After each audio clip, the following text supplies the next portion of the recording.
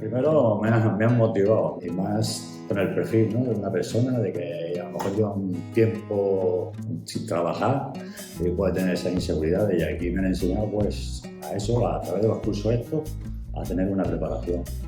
Pues he estado haciendo temas de currículum, he estado haciendo cursos de búsqueda de empleo, presentarte a una empresa, ¿no?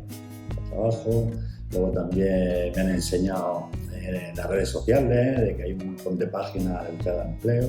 Como venía la situación esta del paro, del liquidez, y me tomaba a lo mejor una negativa que me generaba rabia, frustración, del liquidez, pero a través del tiempo que he estado conociendo el SAO, pues para mí ha cambiado todo en general.